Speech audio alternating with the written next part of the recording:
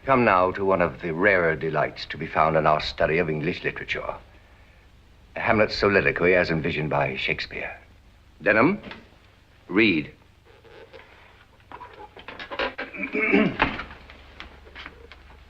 Ham, to be or not to be? Denham, the word ham is not to be read, neither as part of the soliloquy nor as a self-condemnation of your own performance. It is an abbreviation of Hamlet, the character who is speaking. Again. Yes, sir. To be or not to be, that is the question. Whether 'tis nobler in the mind to suffer the stings of slings and arrows of outrageous fortune, or to take arms against a sea of troubles, and by opposing in them to die,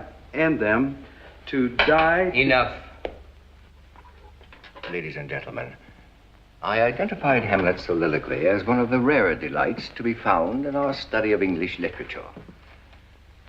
I cannot permit you to leave this classroom with Denham's unthinking desecration echoing in your ears. I shall attempt to convey to you the torment that existed in Hamlet's mind when he said, to be or not to be. That is the question. Whether it is nobler in the mind to suffer the slings and arrows of outrageous fortune, or to take arms against a sea of troubles and by opposing, end them.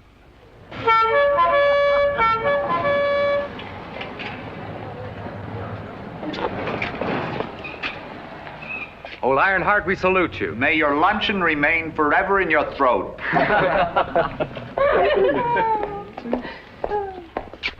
Still boning for that thesis on Greek legend? I think I'll challenge the existence of Homer as an individual. What will be your contention? No one man could write that much trash. Aren't you being a bit rough on the poor fellow? No more than you would be, Dad. Several people have mentioned lately that you're becoming a sort of Professor Sayre Jr. I'm delighted to hear that. Are you, actually? Soon you'll be teaching, and it's a very unusual person who can be happy as a teacher. Well, you can't deny we're peculiar. Your digestive pills. Oh, yes, thanks.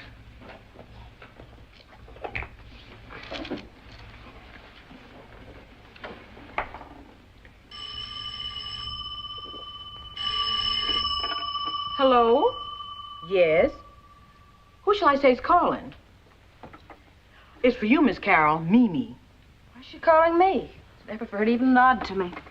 Hello? Carol? The girls have asked me to invite you to the Tri-U house tonight for something very important. I'm sorry, but I'm working on a thesis. What's it all about?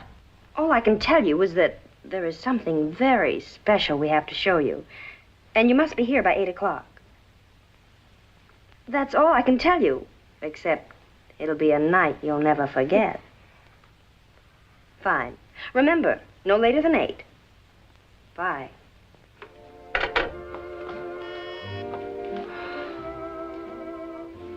I'll get it, Miss Walker.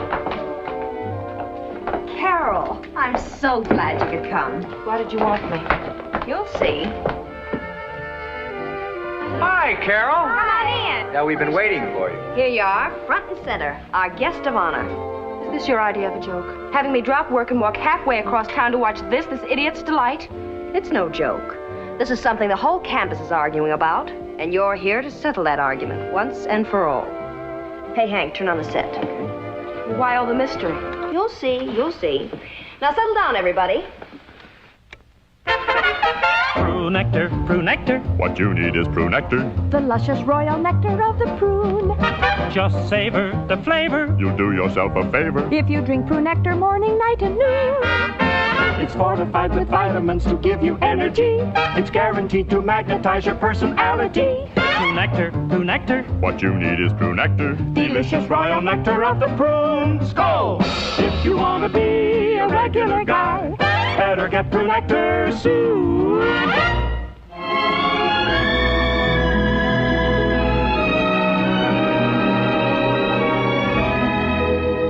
Hello. I'm Gloria Marlowe, the one you're about to see opposite Bruce Blair?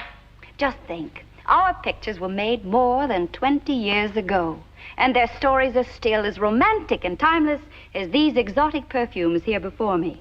Our Secret, My 5 Sins, Double Passion.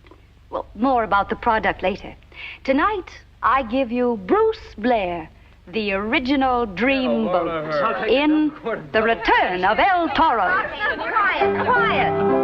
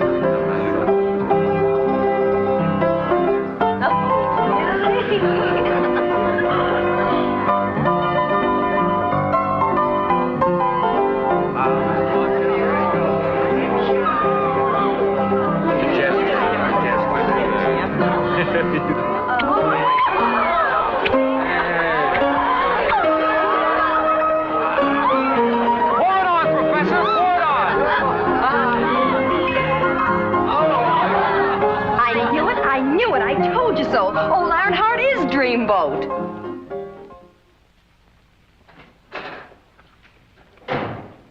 Carol, I'm in here.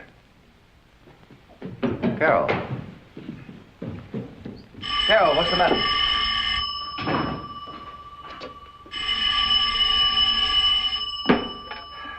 Hello? Who? Dreamboat?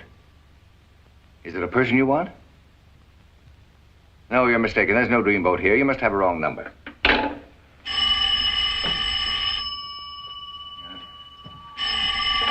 Hello. Double Passion? No, I don't have any for sale. I don't even know what it is.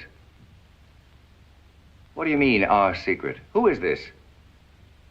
Hello? Hello?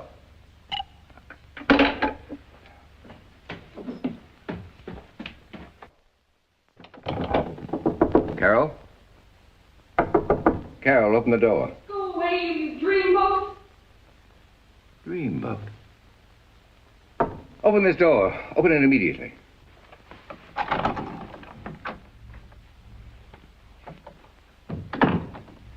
Carol, you're behaving like an hysterical child.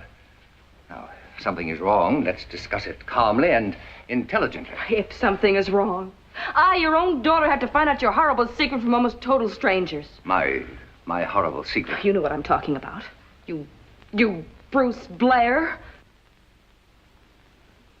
Oh. So you know. How did you find out? You were on television tonight at the Tri-U house. Television? That's impossible. I've been here all evening. It doesn't matter where you are. It's your past I'm talking about. They were showing an old movie. No. Yes. The room was jammed with idiots howling at the shameful way you were making love to Gloria Marlowe. It was ghastly. This is vicious. Those pictures were made before you were born. It's like exhuming a man from his grave. Oh, Dad, why didn't you tell me? Because I chose to forget that I'd ever been in Hollywood. After all, it's not like a criminal trying to conceal his record. But imagine the shock to me. Here, I'd always thought of you as a dignified, intellectual person. I've done everything I can to be like you. And then, all at once, to find out the truth. But you don't know the truth.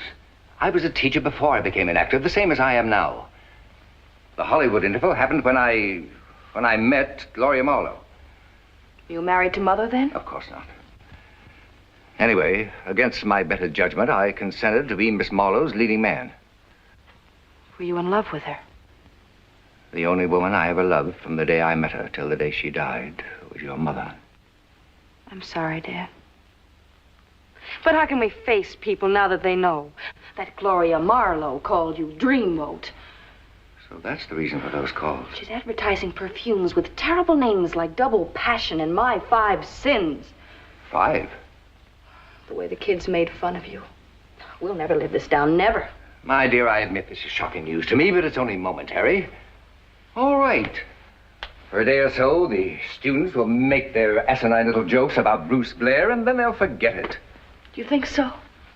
I know so. You make it seem so simple. That's only one of the duties of a competent father. Good night, my dear. Good night, Dad.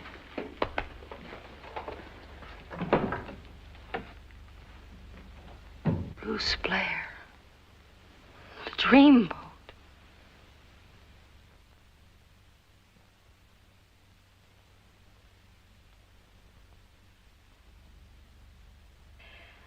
We don't want to be narrow-minded about your sudden notoriety. But naturally, we must preserve the dignity of the school. I understand, Doctor. The students are a bit out of hand at the moment, but I'm sure they'll settle down. Not as long as you're appearing on their television screens as Bruce Blair, the Dreamboat. Ladies and gentlemen, inasmuch as spring vacation starts tomorrow, I'll be able to go to New York and secure an injunction against the televising of these films. Do you expect the television industry to assume responsibility for your past indiscretions? Mr. Sayre, if you should decide to submit your resignation, we shall accept it. Reluctantly, of course. I have no intention of resigning.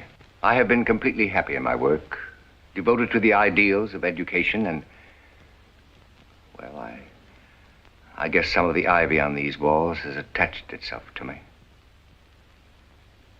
Would the board choose to reach a decision now, or would it prefer to receive my considered recommendation at a later date? I think we should leave it up to you, Matilda. In that case, I think we may consider the meeting adjourned.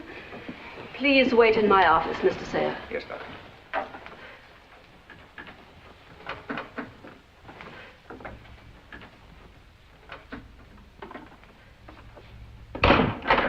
Well, this is an unpleasant mess, Mr. Sayre. You're putting it mildly, Doctor. Quite a decision I must make. I realize how importantly this may affect your future as a teacher. This is the only work that means anything to me. Any consideration you give will be deeply appreciated. I wonder. You know, Thornton, I've liked you ever since you first came here. I've liked you very much. Thank you, Doctor. I've admired you, too. You're a very brilliant person. Has it never occurred to you that I'm also a woman? Yes. Right now, as a matter of fact. I'll tell you a secret, Thornton. Many years ago, I was a devoted fan of Bruce Blair's.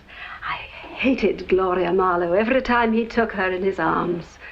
I adored his handsomeness, his devil-may-care attitude, his wickedness. And when you came here, I never actually realized who you were, except I felt a strange attraction to you.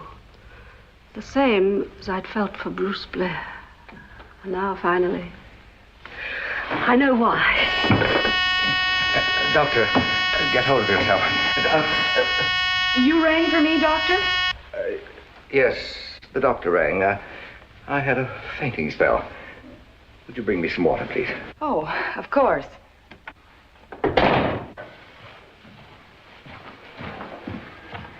As I said before, thanks for everything.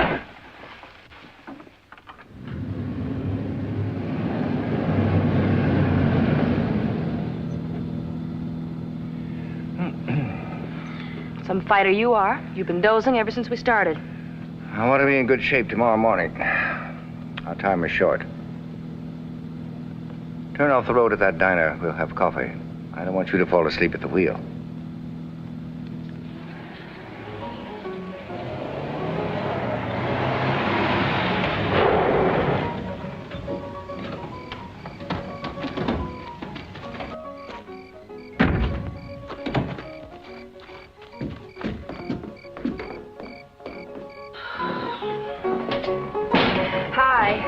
Hello. Evening. Oh, hamburger and a cup of coffee for me. Coffee for me only, please. Sure.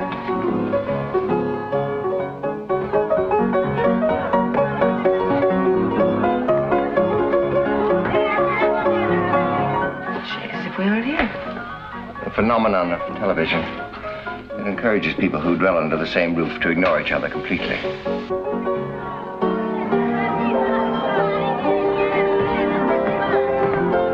Oh, no. Dad, it's you again.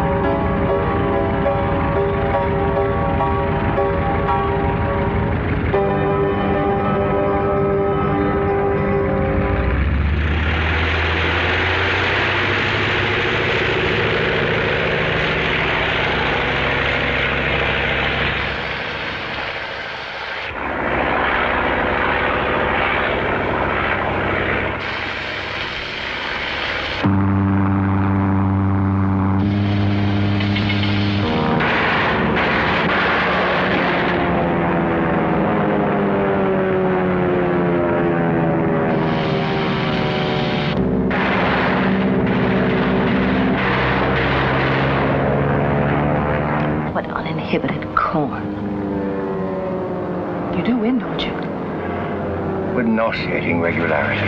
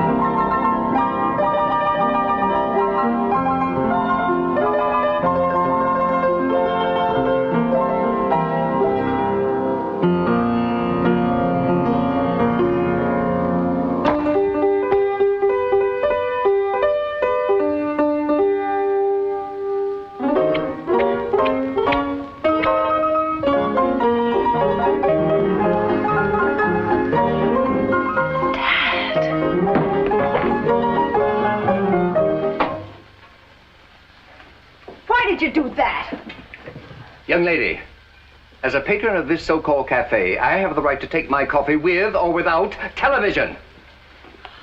Bruce Blair!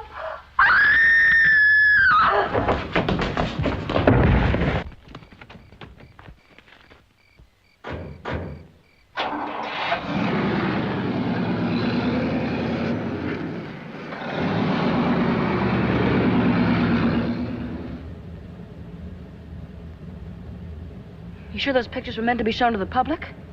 Times and moral standards have changed, my child. That waitress, the way she reacted to your kiss, I felt as if I were peeping through a keyhole. Naturally. Those pictures were designed to capitalize on the vicarious cravings of middle-aged glandular cases. Dad. Yes? Did you realize at the time what a bad actor you were? My child, at the time those films were made, I was recognized as one of the few real talents in Hollywood. Furthermore, I ranked second in a nationwide popularity poll. Who was first? Some stupid police dog. I've forgotten his name. But I'll have you know that my salary was 3 times more than his. Which way you going?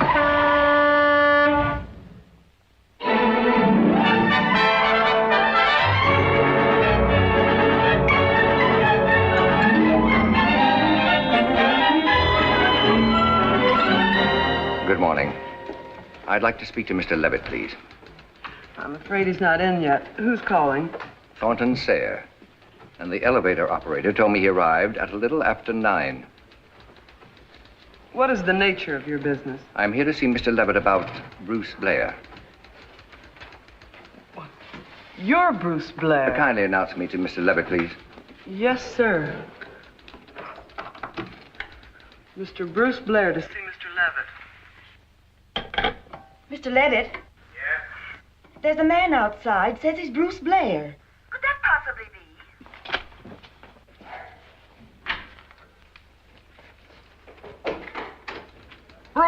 Bruce Blair, come in.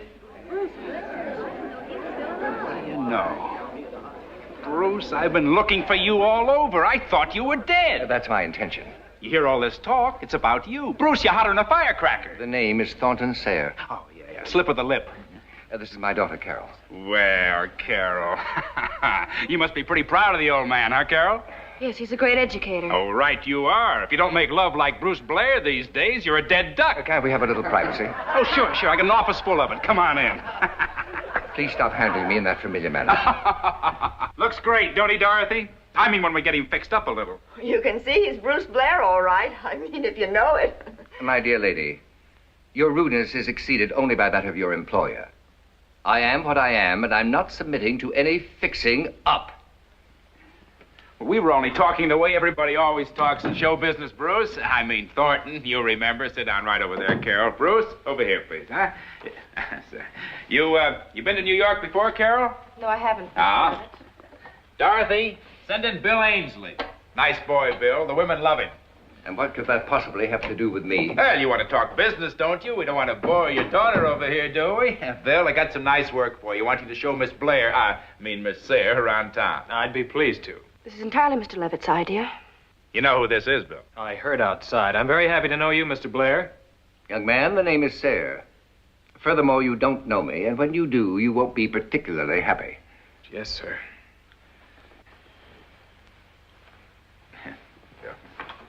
Shall we go, Miss Sayre? Perhaps you'll lead me here, Dad. No, thanks, dear. I can handle this. We're staying at the Savoy Arms, young man. I should expect my daughter to be returned at a reasonable hour. Yes, sir. See you later, dear. Now, Thornton, my boy, it's like you stepped right out of a grave. Wait till I tell you what's happened. Well, like the 20,000 fan letters I got stacked up in my filing room. Why haven't you burned them? It's a wonder that some of them haven't burnt themselves up. You know, this is the craziest thing that's ever happened in all the years I've been in show business. The correct word is catastrophic. Thanks. Who saw fit to resurrect those old films? I did. I bought the negatives for peanuts. Oh, strictly out of sentiment for you and Gloria, of course. And I dubbed in the music and the sound effects.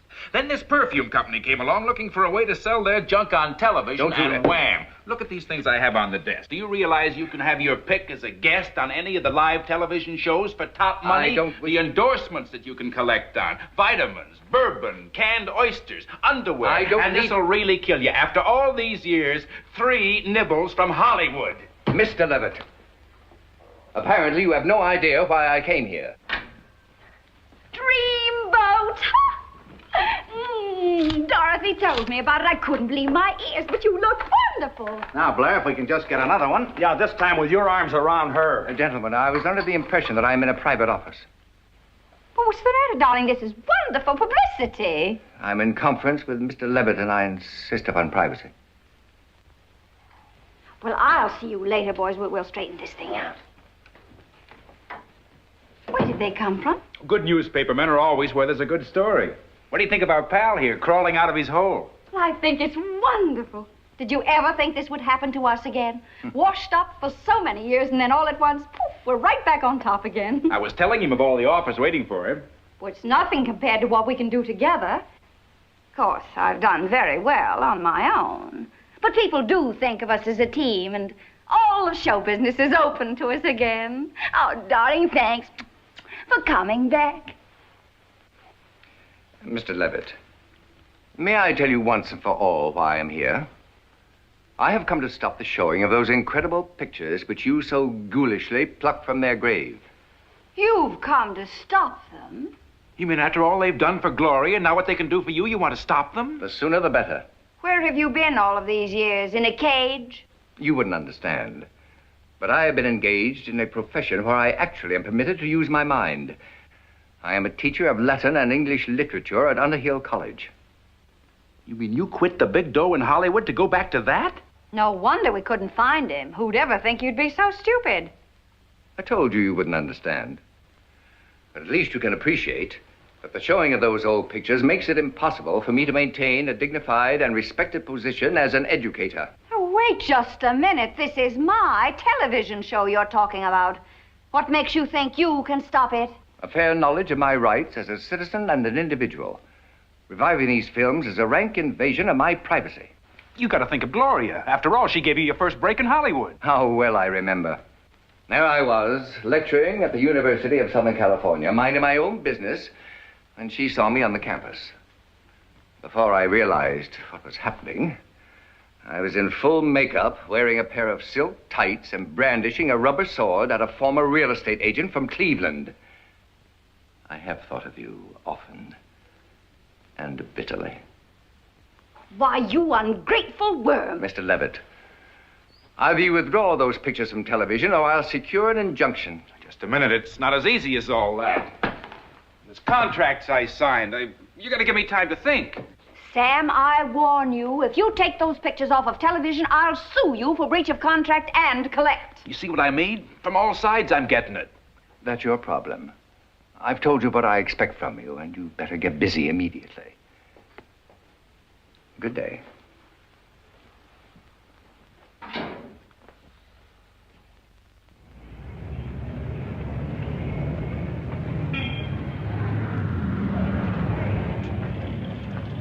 Well, here we are, at the reasonable hour your father demanded. It was a very educational afternoon. Tell me, do you entertain out-of-town visitors often? And almost every day. Well, doesn't it get monotonous? I mean, seeing things like the zoo and the Statue of Liberty and the Metropolitan Museum and Grant's Tomb so often. You forgot the top of the Empire State Building. No, I've never seen any of them before in my life. Oh, where do you usually take visitors? 21, Colony, Matinee of Call Me Madam, whatever I think they'd like. So you decided I'd enjoy the places we visited today. Didn't you? What influences your decision as to how you shall entertain visitors? Oh, I don't know. First impressions, I guess. Personality, mainly. So after one look at me, you decided I was the museum type. I wouldn't put it that way. The places that we saw, the places people say you should see. I've never seen them. And the reason I've never seen them is that I've never been asked to entertain anyone who might enjoy seeing them. No matter what you say, it still comes out the same. I'm definitely the museum type. Well, all right, so you're the museum type. Mr. Ainsley, may I thank you for the most boring afternoon I've ever spent in my entire life. Good night.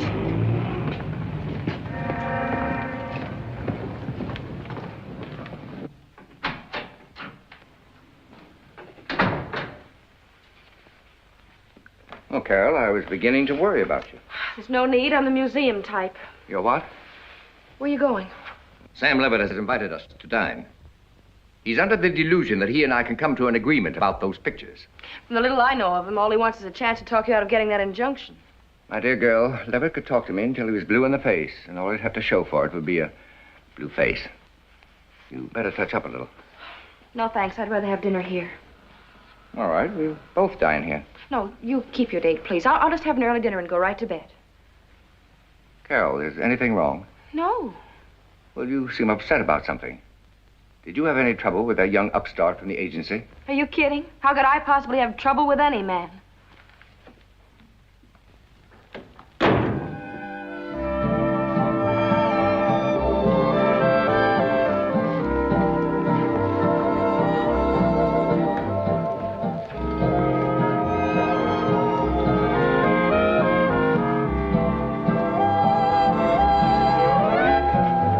Keep the change.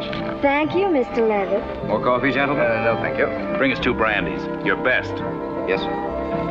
Not too bad a dinner, eh, pal? Best I've had in years. Cigar? No, thank you. Little brandy with the coffee will mellow everything, huh? You're wasting your time, Levitt. It's not my nature to be mellow with or without brandy. You may ask me now, or you may ask me later. The answer is still the same. Believe me, pal, I didn't even think of it. This is for old time's sake. You know, in the days when you and Gloria... Ladies and gentlemen, this is the moment you've all been waiting for. Here she is, queen of the silent cinema, queen of television, and now queen of the nightclubs. I give you Miss Gloria Marlowe. What a shabby trick. Why didn't you tell me she was here? I brought you here because it's the best food in town. You don't have to listen to her. Come on, sit down. Finish your coffee.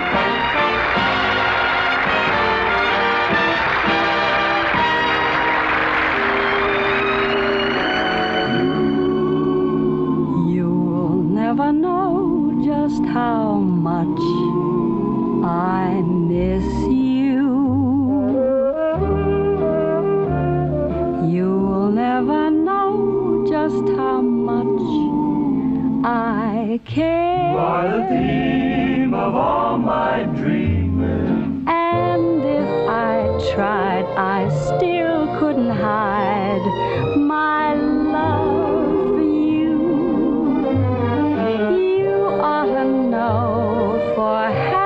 I told you so a million or more times. You went away and my heart went with you. You'll never know how I'm longing for you. I speak your name in my every breath. If there is some other way to prove that I love you, I swear that I don't know how. You'll never know if you don't know now. You'll never know just how much I miss you. Miss you, baby. You'll never know just how much I care. How much I care. If there is some other way to prove that I love you, I swear that I don't know how. I swear I don't know how. You'll never know if you don't know now.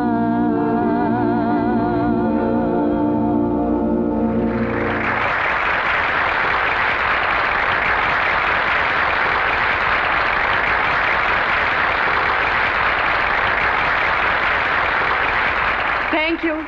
Thank you very much, ladies and gentlemen. This is a great thrill for me, after so many years away from the spotlight. But even a greater thrill is the fact that someone is here tonight who is very dear to me. This man, the same as I, was brought back to his public through the miracle of television. There's a reason for his great popularity after so many years, and that is because he's one of the finest actors the screen has ever known. His artistry will endure as long as motion pictures are shown. Ladies and gentlemen, may I present your all-time favorite, Bruce Blair. She shouldn't have done that.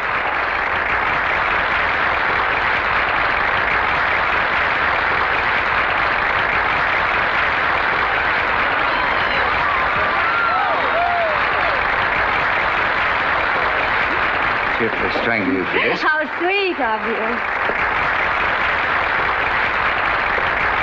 Thank you, ladies and gentlemen. I would like another coincidence in an evening filled with subtle touches. Ladies and gentlemen, Miss Marlowe has asked the orchestra to play Avalon, a song which at one time held a particular significance for both of us. Avalon is a resort of sorts off the coast of Southern California, and I would be most happy to learn that an earthquake had sent it to the bottom of the sea. As a man long since returned to private life, I am not happy about being called upon to appear before you, but your reception has been most kind and, I believe, sincere. For that, I am deeply grateful. Thank you.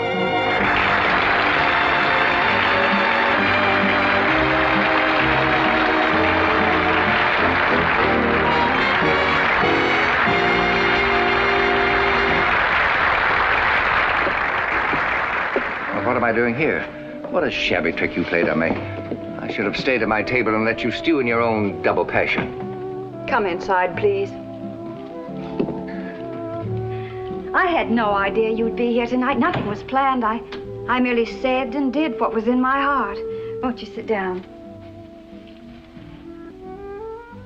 I would like to apologize for my rudeness this afternoon.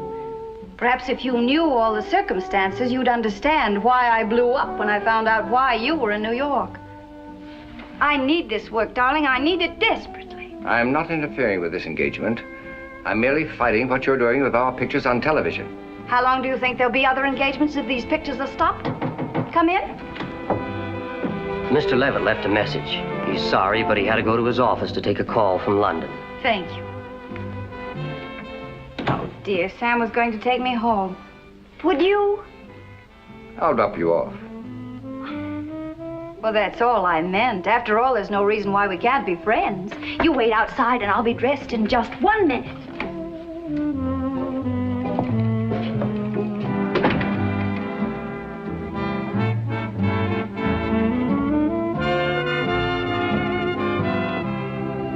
I realize, Gloria, that what I'm going to do will hurt your professional career, but there's no other choice for me. If I don't stop your showing of our older pictures on television, all the years I've worked to maintain my standing as an educator will be wasted. I understand. It's quite a situation, isn't it? One of us must lose everything he's ever lived for. And I guess I'm it. It isn't as if I've thrown you into the street. You have money. I haven't a penny. But those clothes, those furs, your jewels. All rented. Rented to keep up a front. I don't understand. You're drawing a salary on television? The bare minimum. The real salary was to have come later. What about the nightclub? Well, to be perfectly frank with you, darling, up until a few months ago, I was almost hopelessly in debt. Now I'm paying off. Getting ready for the big breaks.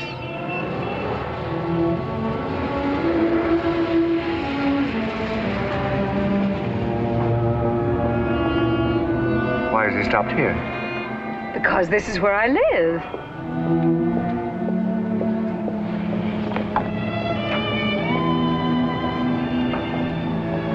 Just wait. This is all so depressing. I had no idea. Oh, it's all right. After you get accustomed to it. You may think this is silly after so many years, but in memory of da-ya-da-da-da-da. Good night. Good night, Gloria.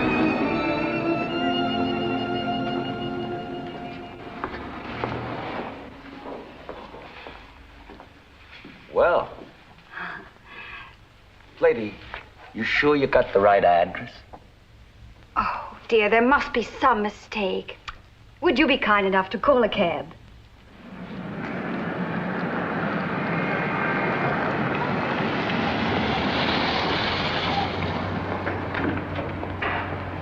Good evening, Miss Marlowe. Hello, Frank. There you are. Keep the change.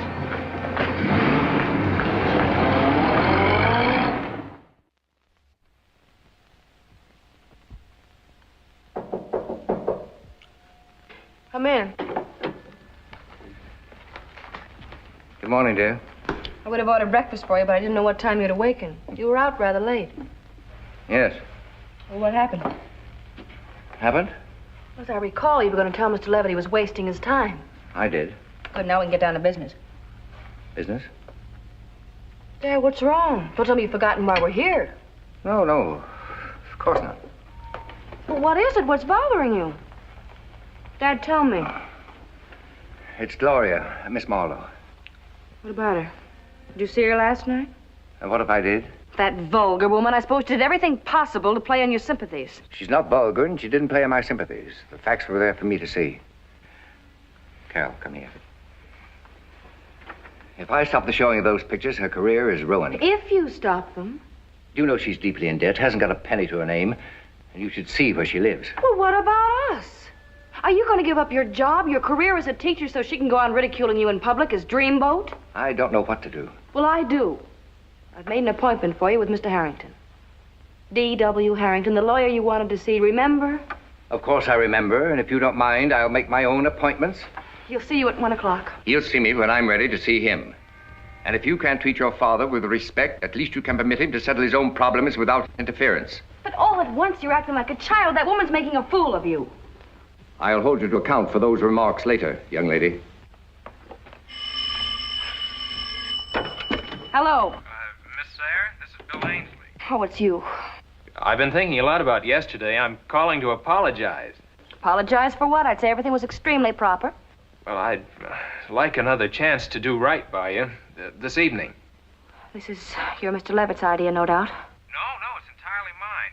Would you ask your dad if it'd be all right? Ask my father. You think I'm an infant?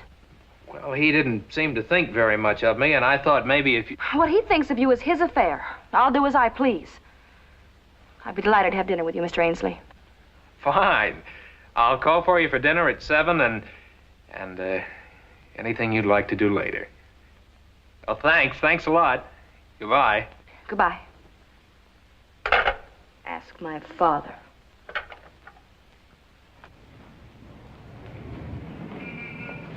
Give me the key to my room, will you, everybody? I'm telling you, you don't get the key till you pay for your room. Booze, sure. You got enough dough for booze, but when it comes to a place to flop... Announce me to Miss Marlowe, please. Now, scram. Who? Miss Gloria Marlowe. Aren't you familiar with your own guest list? We ain't got it, Gloria. Wait, are you talking about Gloria Marlowe, the dame on television? Crudely put, but true. Now, what would she be doing here? Hey, that was her last night. What do you mean? The dishing of her coat. Of course, I brought her here. She walked in, and I asked her what she was doing here, and she said, I think I made a mistake. Would you call me a cab just like that? You mean she actually doesn't live here? Are you kidding? Don't you read the fan magazines? That dame has saved the dough since she was 18. And she made it before taxes.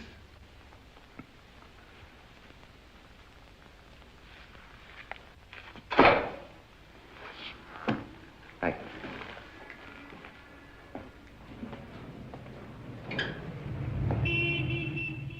Sure, Dorothy. Send her right in.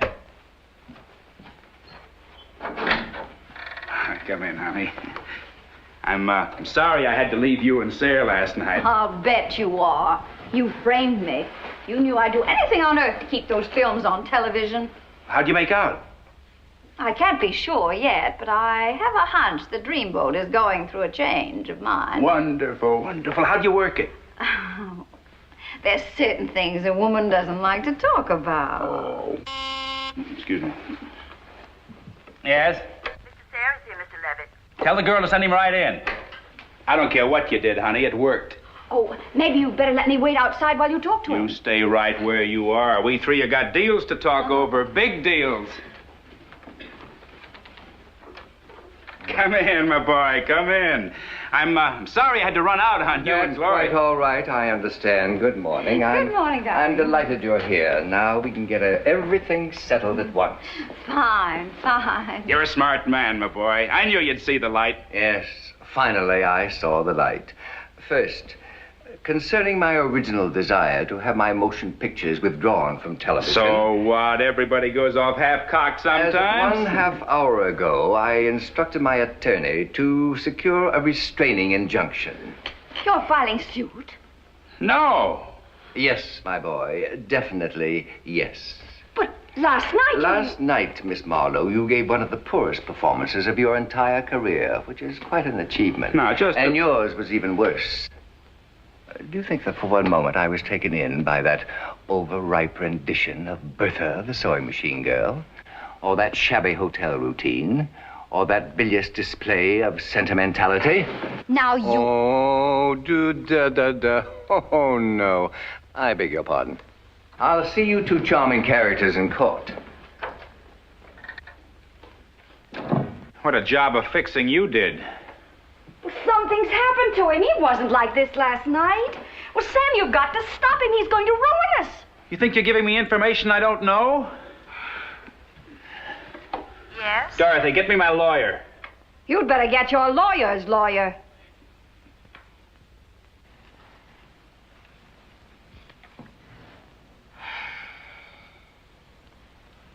Carol, Yes? come here. What is the meaning of all this? It's your life you're living. They're from your television fans, if that's what you want to call the lecherous type of middle-aged she-wolves you seem to attract. Is that from the one who's willing to make herself available by drowning her husband? No, the one with the island. This is the most brazen display of female emotionalism I've ever seen. Hello? Give me the desk clerk. He didn't have his picture in the paper with Gloria Marlowe's arm around him. You can't blame him. I'm not blaming him. Hello, desk clerk. This is Thornton Sayre. I want no further deliveries of any flowers whatsoever to my room. And furthermore, I want all the flowers already delivered to be called for immediately and sent to the nearest funeral parlor. Thank you. Sir. Did you make up your mind about Gloria Marlowe? Naturally. Did you see her again? I saw her and Mr. Levitt and Mr. Harrington, the attorney. And I informed Miss Marlowe and Mr. Levitt that as of now, I am suing for an injunction to restrain the showing of my films permanently. Oh, Dad, I'm so happy for you. For a moment this morning, I was afraid she was going to make a fool of you. That transparent faker. You underestimate your father, my child. Now, I'll freshen up and we'll have dinner together. How about the hotel dining room? I'm sorry, Dad, but I didn't know when you'd be back. And besides, you were pretty rude when you left this morning. Meaning what?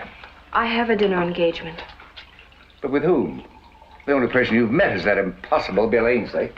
I'm having dinner with that impossible Bill Ainsley. Are you out of your mind? He's not the type of man for you. I didn't say he was, Dad, but what type is for me? Well, that... Well, that's one part of my education you've neglected completely. As a result, some people might come to the conclusion that I'm the museum type. Well, perhaps I am, but I'm going to find out for myself the way you do, Dad. what's all this gibberish about being the museum type? I'll let you know when I find out.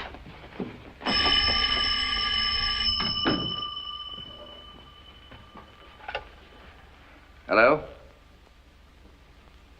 No, this is not Dreamboat. He is not here, nor do I expect him.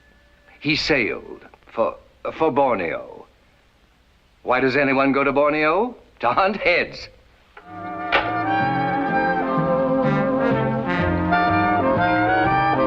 Hello, Bill. Oh, hi, Steve.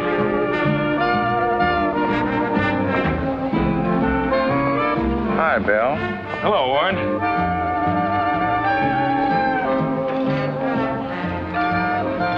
Mr. Ainsley, I imagine you're suffering even more than I. Shall we sit down? I was enjoying it very much, but if you wish.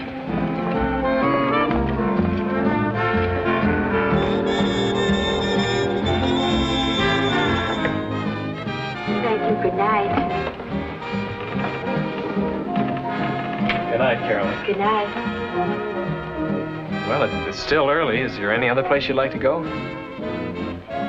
Yes. To your apartment. My apartment?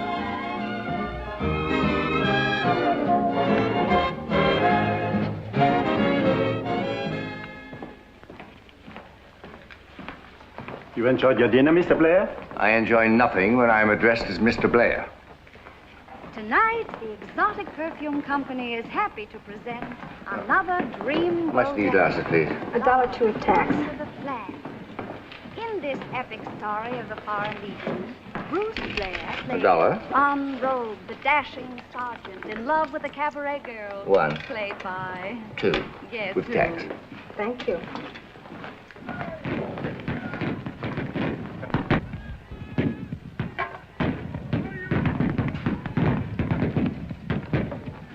What would be, sir?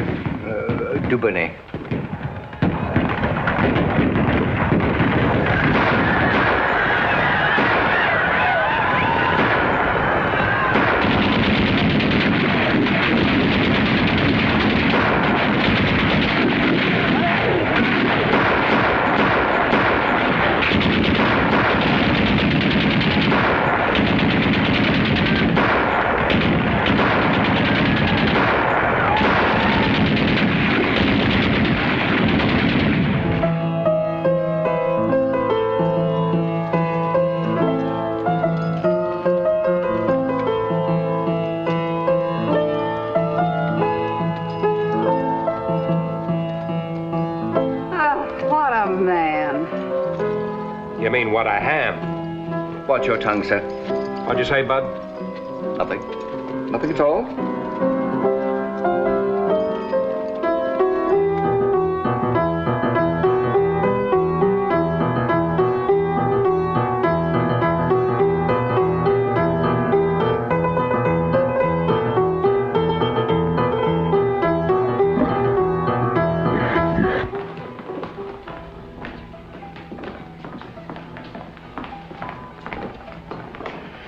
Is your room satisfactory, Dr. Coffey? Yes, thank you.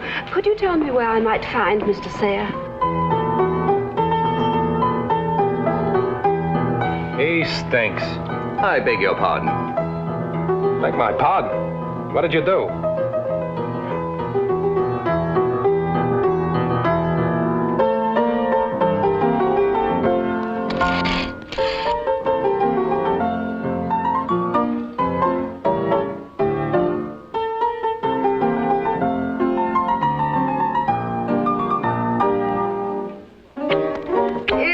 Wonderful.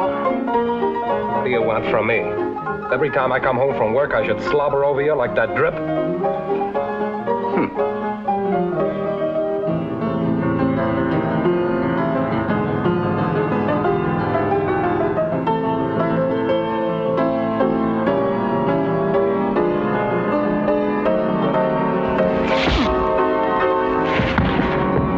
Look at him.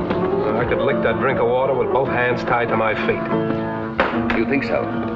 Well, let me tell you that when I finished with that brute, he wound up in the hospital.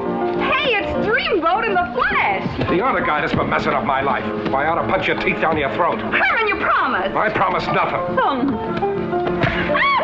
Hey, you! Herman, stop it!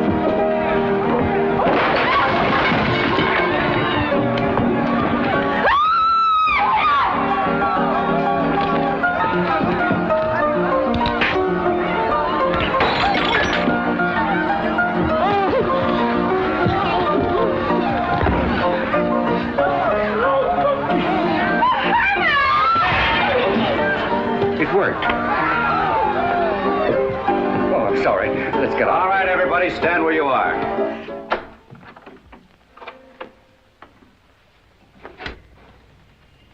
Well, this is it. It's nice. May I have a drink, please? A drink? Well, is that an unusual request from a lady? Well, from you, yes. What's happened to you? Why did you want to come here? Well, you've brought women here before, haven't you? Oh, yes, but I'd like that drink, please.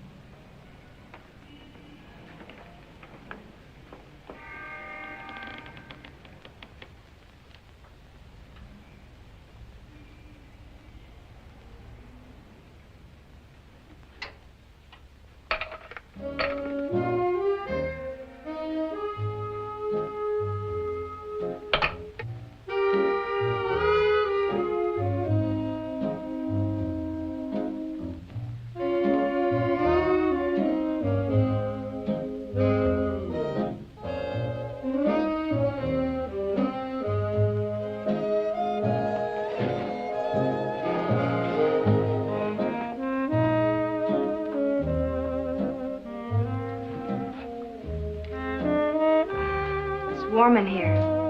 Yes. I've been looking at your trophies. I guess it's always warm in here. I barely know those women. Autograph pictures are a dime a dozen in show business. Well, now that we're here, what are you going to do about me? Do? Well, You guessed I was a museum type. Let's find out.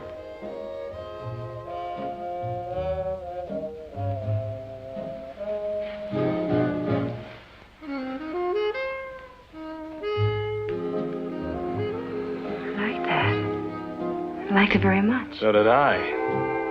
You know, that's the first time I've ever been kissed. What's the matter? Nothing. Better take you back to the hotel. I have to find out something. Am I the museum type? This isn't a research laboratory, kid. I'm taking you back to your father. Now you're calling me a child. Don't you think that's overdoing it a bit? Look, you're a very nice young lady, and I'm trying to be a gentleman. Now slip into your coat. Don't look at me.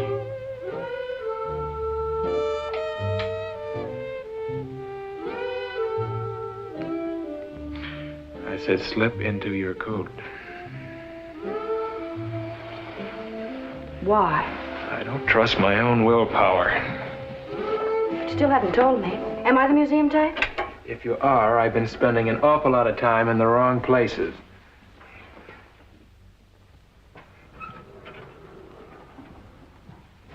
If that detective had dared to arrest me, I'd have taken the case to the highest court. He had no choice. Even the man's wife said it was her husband's fault.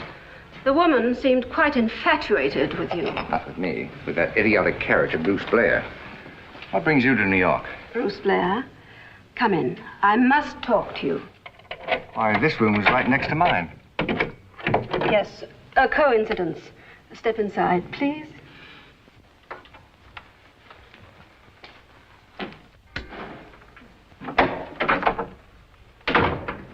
Why did you say Bruce Blair brought you here? The Board of Trustees at Underhill is getting restless. They want you discharged immediately. But why? I'm doing what I came here to do. I've already filed a petition for an injunction restraining the showing of my films. It's the publicity you've been receiving, Thornton. Particularly that picture showing you embracing Gloria Marlowe when you arrived in New York. The board is beginning to feel that as far as you're concerned, you still are Bruce Blair. But this is ridiculous. I'm devoting every waking hour to consigning Bruce Blair to oblivion. I've been sent here to have a heart-to-heart talk with you, Thornton. I'm to find out if you really wish to return to your job as Thornton Sayre, the teacher. Of course I do. Then what primitive emotion prompted you to enter a barroom tonight and become involved in a brawl over a woman? You're distorting the facts. No, Thornton. Despite the fact that I am representing the Board of Trustees, I am here to help you. No matter what you tell me, I'm going to recommend that you not be discharged. Thank you, Doctor. But in return for that favor, I want the truth from you. I want you to confess to me that despite every valiant effort on your part, you cannot destroy the fact that basically you are Bruce Blair. I want you to admit that the pose as Thornton Sayre is a screen behind which hides the real man that is you. This will be our secret, and no one else shall ever know. What you're saying is fantastic. You're trying to put an utterly false confession into my mouth.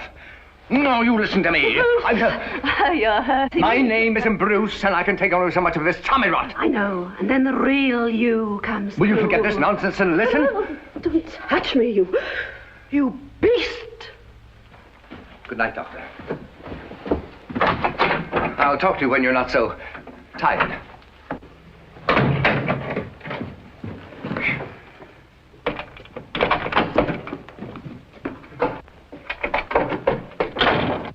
Now what? Stay where you are. Don't come one step nearer. But I have moved, and it was you who followed me in here. I have to find out the truth about you, no matter what may happen to me. Oh, poor man. You try so hard to live a decent, honorable life, don't you? And then there's something inside you breaks loose, and you become a man without conscience or scruples. A man in search of a woman. And when this happens to you, nothing else in the world matters. Only this great burning desire, this tortuous craving for love. That's the real you, isn't it, Bruce? Tell me, darling. You have to tell me. Doctor, believe me, you're in no condition to discuss anything now. You've had a long trip. You're worn out. No, Doctor, no! 1,000 times no! I'll take you to your room. Thanks for everything. It's been a wonderful evening. It was more than that. It was a revelation. Oh, hello, Carol. Evening, Bill. Well, I better say goodnight. Night.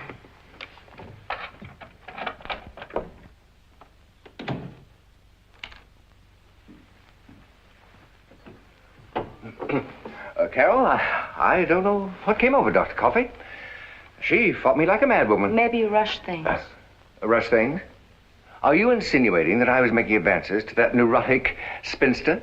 Never mind, Dad. I understand. What? Now. I guess there's nothing we can do about it, Dad. It's in our blood. Good night, Dreamboat.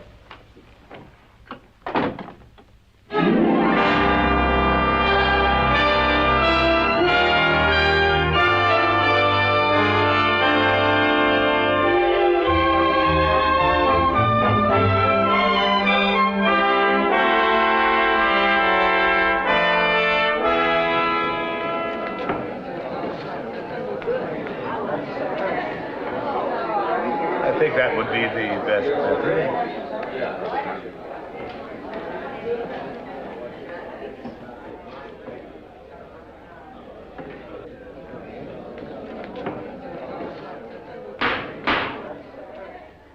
You may proceed, Mr. Harrington.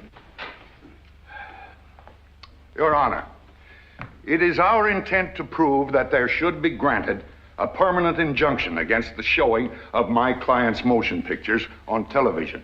Consider this man's plight, Your Honor. Here you see a man who has not performed in a motion picture for many years. A man who left Hollywood at the height of his career to devote his life to the honorable and dignified profession of teaching.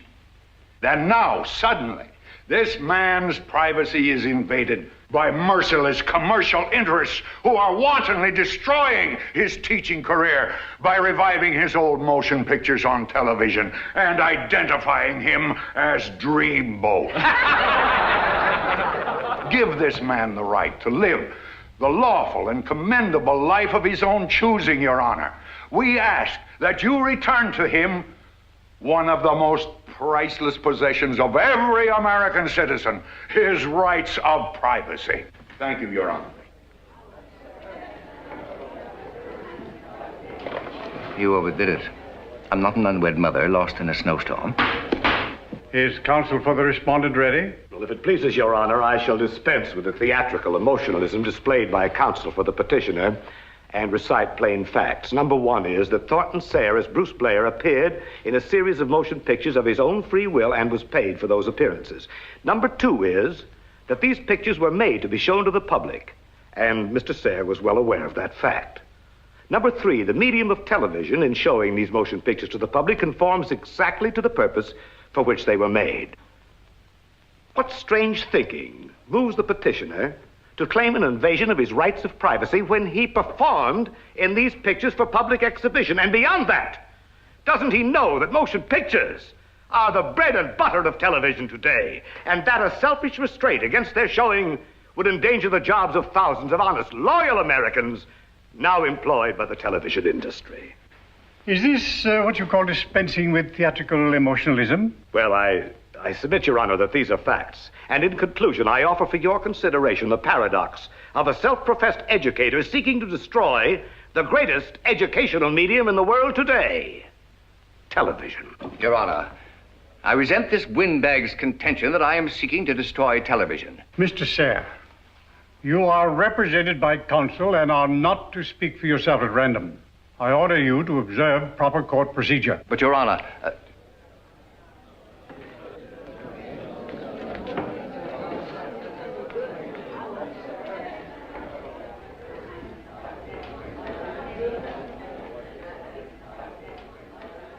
Does counsel for the petitioner understand that he's been asked to call his first witness? Your Honor, my client has asked that this television set, which we offer as petitioner's Exhibit A, be his first witness. How can a television set be a witness? May I be permitted to speak, Your Honor? Why have you engaged counsel if you don't use him?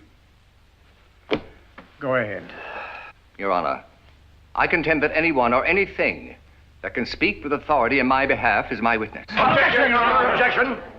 This is not a witness, it's merely an exhibit. I submit that the petitioner is out of order. Unfortunately, I have no precedent in law to guide me, but obviously the thing can speak, therefore I accept it. Objection overruled. Let's examine it. Your Honor, the counsel for the respondent has criticized me for not wanting to be exploited on what he calls the greatest educational medium in the world today. I ask my witness to speak for itself. Now, folks, I'm not hinting to you that Crazy Sam is the squarest shooting used car dealer in the world today. I'm telling you, when you come to Crazy Sam, you're coming to a friend, a man who will give you twice what your old beat-up jalopy is worth and sell you unbelievable bargains like these for half of what they're worth. All you gotta do is to open your heart to Crazy Sam, tell him what you got in the bank, and he'll find a car for you that'll give you double value right down to your very last dollar. Brother, you'll get the surprise of your life. And that is what the respondents hope may someday replace the public school system. That's all, Your Honor.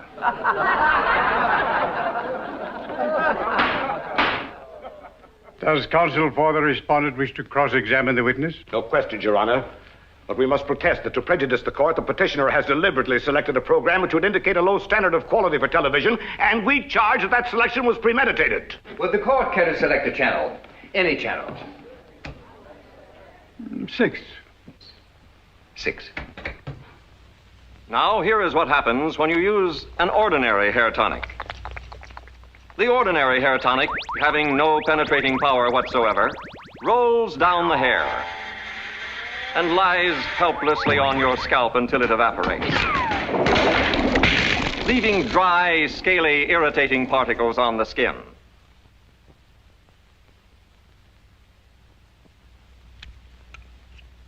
Now, watch Penetroleum in action. Penetroleum, the hair tonic with the 3 magic ingredients.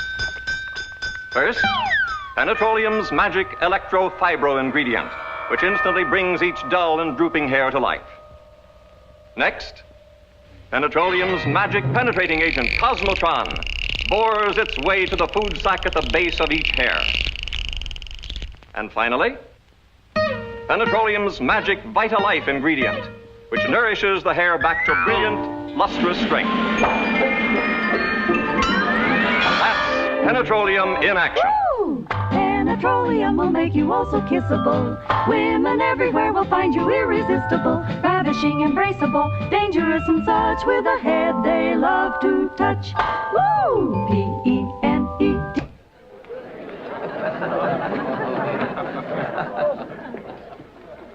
Your Honor, I submit that the petitioner is seeking to evade the specific issue by showing programs which are entirely foreign to the one under discussion. I would like to answer that charge, Your Honor, by questioning Miss Marlowe. Call a witness. Miss Marlowe. Must I remind you again that you've engaged counsel to speak for you? Let him question the witness. But he doesn't know what to ask. Permission granted. For the last time. Thank you, Your Honor.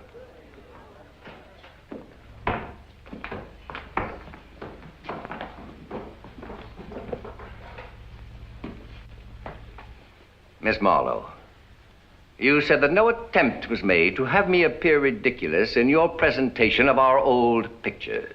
That is correct. Yet, despite the actual plot content of these pictures, don't you indicate in your commercials that if you hadn't doused yourself with exotic perfume company's double passion, I would never have fallen in love with you? In the pictures, I mean.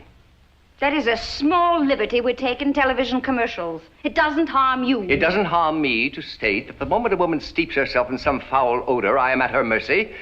Your Honor, I ask you. Don't ask me anything until I know what you're talking about. I ask that counsel for the respondent make available to this court immediately a kinescope sample of the television program under discussion. For projection in the courtroom, Your Honor? Yes. Your Honor, may I select the program? Yes, Your Honor.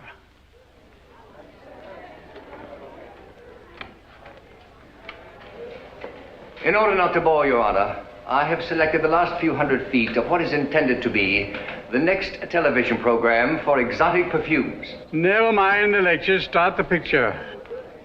Yes, Your Honor. Close the blinds, please. You may start.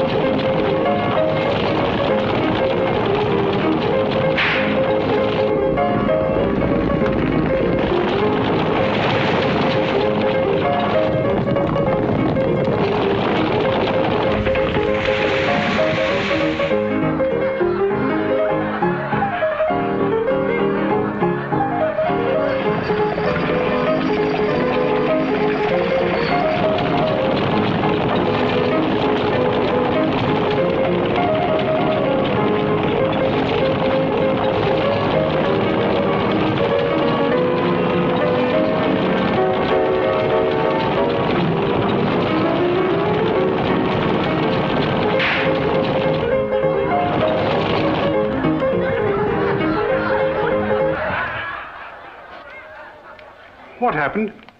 I stopped the film, Your Honor, to explain what is about to happen. I've told you until I'm blue in the face, such explanations must be made by your counsel.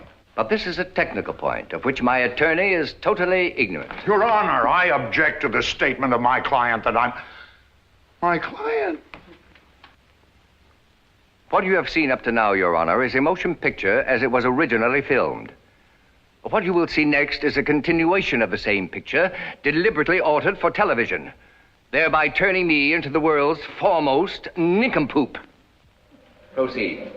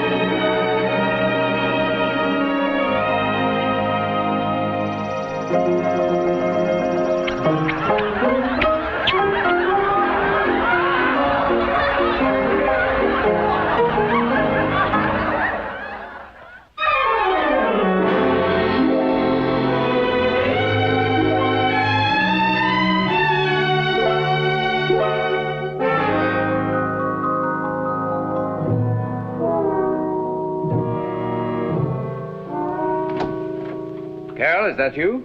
Yes, Dad.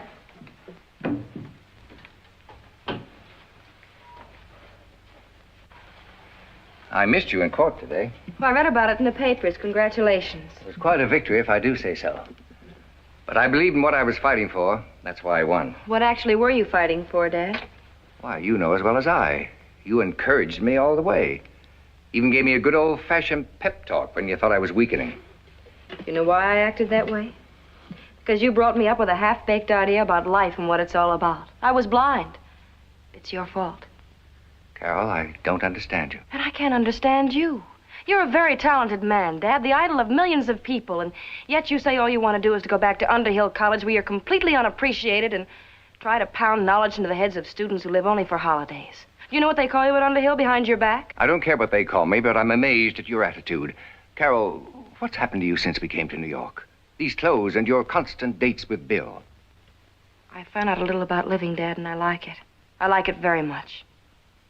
That's something you've kept from me. Tell me, are you infatuated with this adolescent theatrical character? Bill's a man, all man.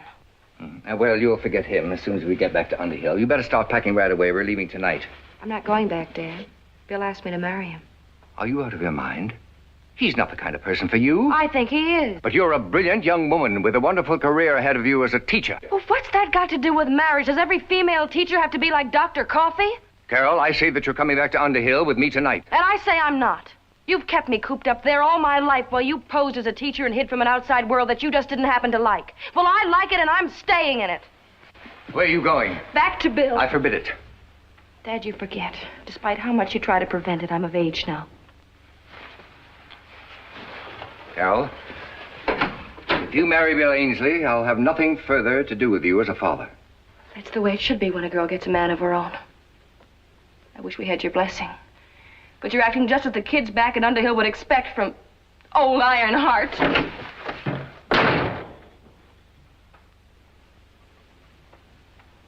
Old Ironheart?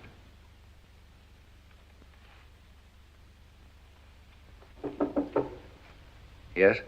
Dr. Coffey.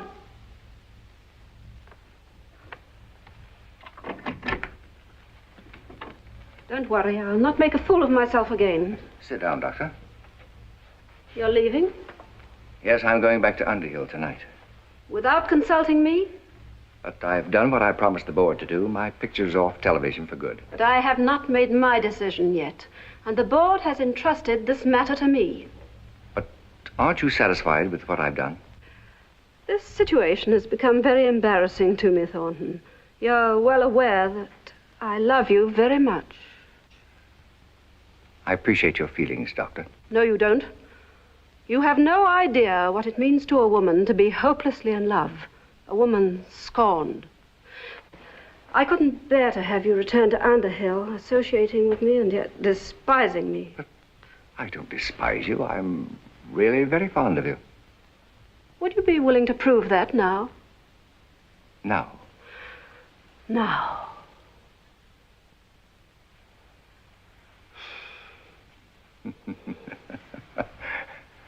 No, Doctor. No. You mouse! You're fired.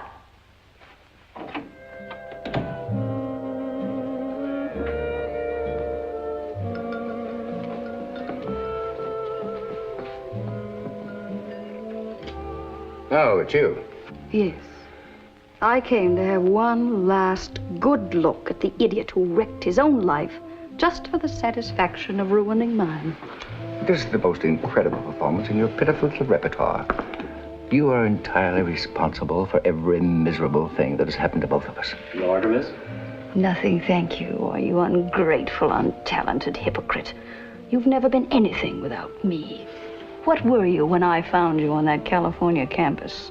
A third-rate professor with a fourth-rate future. Discovered by a fifth-rate actress with a mentality that defies classification. And what were you when I co-starred you in my pictures? An obscure ham riding on my ability, and you knew it. That's why you quit Hollywood before you were thrown out. There's one little mistake, my dear. I quit Hollywood before you were thrown out. And why do you think you were so popular in those films on television? Because I made you a star again. By deceiving all of those nice little women into believing that you were the greatest lover since Casanova. Oh, what a laugh. You've got a heart as cold as a frozen halibut. And you couldn't act your way out of a wet paper bag. Apparently, my tired Juliet, your opinion of my acting ability is not shared by Hollywood. I have here a contract awaiting my signature, the terms of which would turn your green eyes red with envy. I notice it contains no mention of you whatsoever. What? You making pictures in Hollywood today? Why not? Hollywood learned to talk after you left. There's an increasing demand for people with something to say. Well, this is fantastic. Why, you'll be the biggest flop in the history of show business. We'll see. Yes, indeed we will. But whatever happens will be a pleasure, because it will happen without interference from you. Good evening. Or more important, goodbye.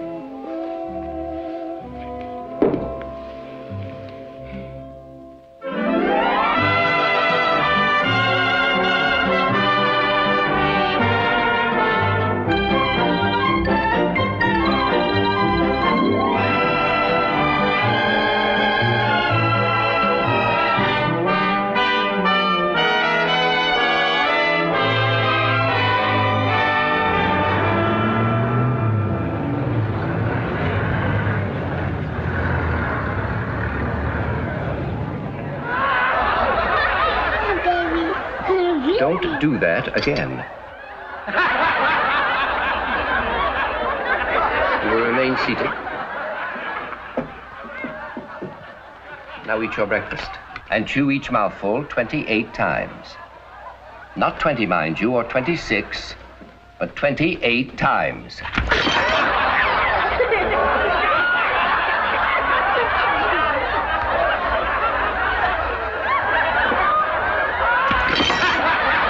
Mrs. King, throughout this grisly meal, your son has been pelting me with cereal. I have taught him an object lesson. Dad, you're wonderful. Thank you, my dear.